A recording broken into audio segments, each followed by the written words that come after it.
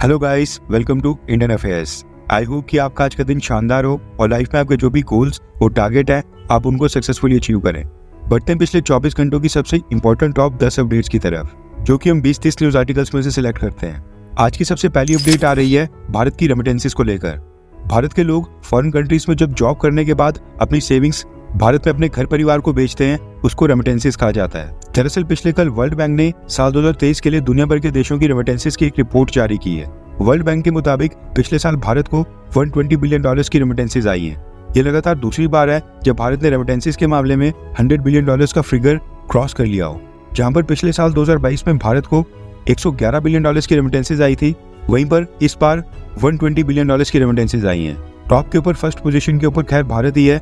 भारत के बाद second number के ऊपर है मैक्सिको, और पिछले साल 2023 में मैक्सिको को $66 बिलियन की रेमिटेंसेस आई हैं। थर्ड नंबर के ऊपर है चाइना, और पिछले साल चाइना की रेमिटेंसेस थी $50 बिलियन।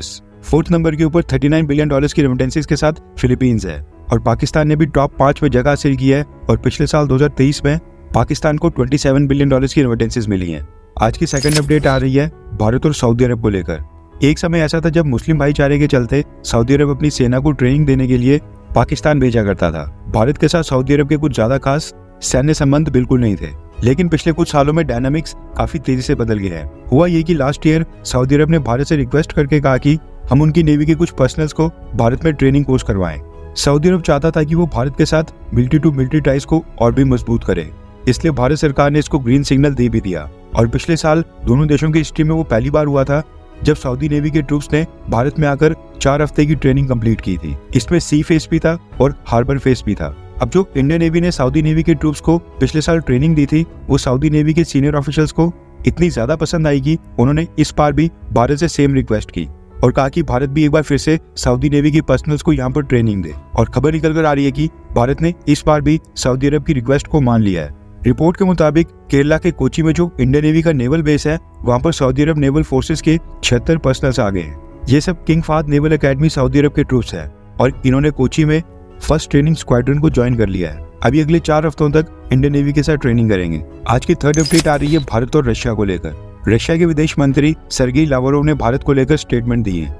रशिया भी देखा जाए तो लगातार कोशिश करता है कि वो भारत और चाइना के बीच एक बैलेंस को मेंटेन कर सके, और पिछले कल भी कुछ ऐसा ही हुआ। रशिया के विदेश मंत्री ने अपने बयान में कहा कि अमेरिका ही है जो भारत को एंटी चाइना प्रोजेक्ट्स में शामिल करने की हमेशा कोशिश करता है। अमेरिका भारत को चाइना के खिलाफ लड़ाई में इस्तेमाल करता है, जबकि रशिया, भारत और चाइना ये तीनों देश इस मल्टीपोलर वर्ल्ड का एक सिंबल है। और मैं उम्मीद करता हूँ कि ये जो रिक्स संगठन है, यानी कि रशिया, इंडिया और चाइना की कॉपरेशन है, ये और भी मजबूत होगी। इसके साथ ही रशिया के विदेश मंत्री ने कहा कि भारत रशिया का बहुत ही बड़ा स्ट्रेटेजिक पार्टनर है और दोनों देशों के रिश्ते हमेशा ही मजबूत रहेंगे। उन्होंने कहा कि भारत हमारे लिए की प्रायोरिटीज में से एक है, यानी विदेश नीति में भारत के साथ संबंध मजबूत करना उनके लिए प्राथमिकता है। उन्होंने कहा कि आज भी दोनों देशों के बीच में जो बायलैटरल ट्रेड होता है, उसमें 60% अपनी नेशनल करेंसी में हो रहा है, और इसको वो आगे भी प्रमोट करेंगे। आज की फोर्थ अपडेट आ रही है भारत और इटली को लेकर। दरअसल इटली में वहां पर अभी कुछ ही दिन पहले इंडियन वर्कर की एक मौत हो गई थी, और ये मामला अब तूल पकड़ते दिखाई दे रहा है। सतनाम सिंह नाम का एक इंडियन वर्कर इटली में एक फार्म में काम किया करता था। इसकी उम्र 31 साल की थी, और ये भारत के पंजाब से था। हुआ ये कि इटली में एक खेत में काम करते वक्त उसका हाथ अचानक से एक हैवी मशीन की चपेट में आकर कट गया।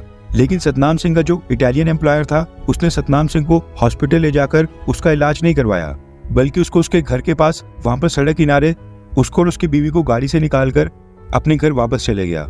और टाइम के ऊपर इलाज ना मिलने के कारण सतनाम सिंह की वहां पर मौत हो गई।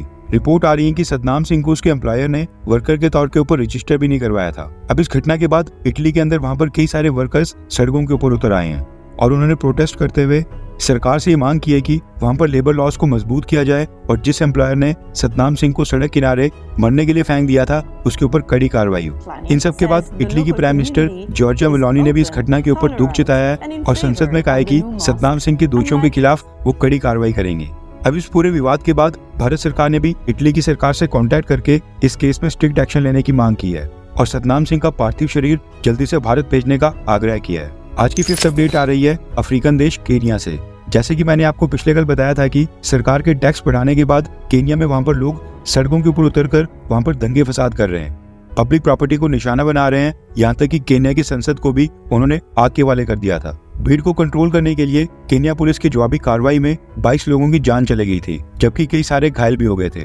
इसी वजह से केन्या की सरकार ने अब नए टैक्स कानून वापस ले लिए हैं। खबर आ रही है कि केन्या की सरकार की आर्थिक स्थिति वहां पर आजकल काफी कमजोर है और देश IMF के इशारों के ऊपर चल रहा है। केन्या के ऊपर $80 बिलियन का एक्सटर्नल डेट हो गया है और जो गवर्नमेंट का रिवेन्यू होता है उसका अकेले 35% लोन की किस्तें देने के ऊपर ही खर्च हो रहा है। इसलिए केन्या की सरकार ने ये नया टैक्स कानून लाकर देश में टैक्स बढ़ा दिया था। मगर केन्या के आम लोगों का कहना है कि सरकार की मिसमैनेजमेंट की भरपाई वो क्यों करे।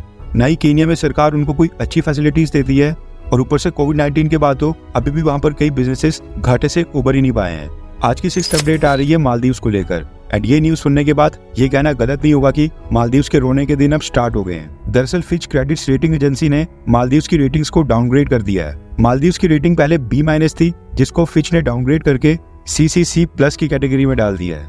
इसका मतलब है कि मालदीव्स की इकोनॉमी बद से बदतर होने की तरफ बढ़ रही है। देश के ऊपर एक्सटर्नल डेट काफी तेजी से बढ़ गया है। देश का करंट अकाउंट डेफिसिट तेजी से बढ़ रहा है। इसके अलावा जो मालदीव्स की सरकार के पास शॉर्ट टर्म फॉरेन लायबिलिटीज हैं, उनका पूरा करने के लिए सरकार के पास ग्रॉस फॉरेन रिजर्व्स भी बहुत ही कम बचा है। फिच की रेटिंग्स डाउनग्रेड करने का मतलब है कि अब जो मालदीव्स की गवर्नमेंट डेट उठाएगी उसके लिए उसको ज्यादा हायर इंटरेस्ट रेट देना पड़ेगा। इसके अलावा फिच की रेटिंग्स कम होने से इन्वेस्टर्स का भरोसा कम होता है और देश में नई इन्वेस्टमेंट नहीं आती है। देश की करेंसी की भी वैल्यू काफी डेप्रिशिएट हो जाती है, इकोनॉमिक ग्रोथ भी कम हो जाती है और फाइनेंशियल कंडीशंस खराब हो जाती हैं। पिछले साल भारत ने तो $4 बिलियन देकर श्रीलंका को इसी तरह के फाइनेंशियल क्राइसिस से निकाल दिया था। अब देखना ही होगा कि क्या मोदी सरकार मालदीव्स की भी मदद करती है या फिर नहीं। आपको क्या लगता है कि क्या मोदी सरकार मालदीव्स की मदद करेगी जैसे उसने श्रीलंका की थी? हाँ या फिर ना, नीचे कमेंट करके अपनी राय जरूर बताएं। आज की 7th अपडेट आ रही है भारत और पाकिस्तान को लेकर। पाकिस्तान के बलोचिस्तान और खैबर पख्तूनवा रीजन में वहां पर बलोच लिबरेशन आर्मी और TTP पाकिस्तान लगातार पाकिस्तान की सेना के ऊपर हमले करती रहती है और हर दूसरे तीसरे दिन यहाँ पर कोई ना कोई हमला होता रहता है। अब इसी को लेकर पाकिस्तान की तरफ से भारत के ऊपर आरोप लगाया गया है और पाकिस्तान के बलोचिस्तान होम मिनिस्टर जियाउल्लाह लांगोई ने भारत के ऊपर आरोप लगाते हुए कहा है कि भारत की इंटेलिजेंस एजेंसी रॉ TTP और बलोच लिबरेशन आर्मी की फंडिंग कर रही है और रॉ से पैसे लेकर ही ये पाकिस्तान की सेना के ऊपर हमले कर रहे हैं। उन्होंने कहा कि उनको इस बात के प्रॉपर सबूत भी मिले हैं। आज की 8th अपडेट आ रही है भारत में एप्पल आईफोन बनाने वाली कंपनी फॉक्सकॉन को लेकर। दरअसल पिछले 2-3 दिन से मीडिया में एक न्यूज चल रही है जिसमें बताया जा रहा है कि फॉक्सकॉन कंपनी भारत में अपने मैन्युफैक्चरिंग प्लांट में शादीशुदा महिलाओं को नौकरी के ऊपर नहीं रखती है। इसी चीज को लेकर मोदी सरकार की ministry of labour and employment ने तमिलनाडु की सरकार और वहां पर अपने रीजनल ऑफिस दोनों को इस मामले में जांच करके रिपोर्ट सबमिट करने के लिए कहा है। सरकार का कहना है कि नौकरी देते वक्त किसी के साथ भी कोई भेदभाव नहीं होना चाहिए, इसलिए वो ये सुनिश्चित करेंगे कि मैरिटल स्टेटस के आधार पर किसी के साथ कोई भी डिस्क्रिमिनेशन ना हो। आज की 9th अपडेट आ रही है प्रधानमंत्री मोदी की रशिया विजिट को लेकर। अब होता क्या है कि जब भी बड़े वर्ल्ड लीडर्स विदेशी दौरों के ऊपर जाते हैं तो वो एक साथ 2-3 कंट्रीज को कवर करते हैं। पहले एक देश जाते हैं, फिर वहां से दूसरे देश और फिर इस तरह से वो एक ही विजिट के अंदर कई सारी कंट्रीज को कवर करते हैं। ऐसा करने से समय भी बचता है और पैसा भी। ऐसे में प्रधानमंत्री का जो ये रशिया का दौरा है, खबर आ रही है कि उसके बाद PM मोदी वहां से ऑस्ट्रिया जाएंगे। ऑस्ट्रिया एक नाटो देश है और उसके साथ ही यूरोपियन यूनियन का भी सदस्य है और लास्ट बार इंदिरा गांधी जी भारत के प्राइम मिनिस्टर के तौर के ऊपर साल 1983 में ऑस्ट्रिया गई थी। अभी 40 साल के बाद प्रधानमंत्री मोदी ऑस्ट्रिया जाएंगे। इसके साथ ही PM मोदी और भी देश जा सकते हैं जिनके नाम जल्दी अनाउंस होंगे। आज की 10th अपडेट आ रही है ग्रीस से। जैसा कि हमने डिस्कस किया था, अमेरिका के साथ रेड फ्लैग एक्सरसाइज में हिस्सा लेने के लिए इंडियन एयरफोर्स ने जो अपने 12 राफेल फाइटर जेट्स अलास्का भेजे थे, वहां से वापसी में उनमें से 4 राफेल फाइटर जेट्स ग्रीस पहुंच गए हैं। वहां पर भारत के राफेल फाइटर जेट्स और ग्रीक एयरफोर्स के फाइटर जेट्स के बीच इतिहास में पहली बार एक बायलैटरल जॉइंट एक्सरसाइज सेशन हुआ। अभी तक भारत और ग्रीस की एयरफोर्स ने इस तरह के जॉइंट एक्सरसाइज पहले कभी नहीं की थी और ये दोनों देशों की वायुसेना के बीच पहली ट्रेनिंग थी। इससे पहले इंडियन नेवी और ग्रीक नेवी ने कुछ आपस में जॉइंट मैरीटाइम एक्सरसाइजेस की थी। अभी सारी ड्रिल्स और एक्सरसाइजेस भारत से ज्यादा ग्रीस को मदद करेंगी ताकि वो टर्की के खिलाफ मजबूत पोजीशन में आए।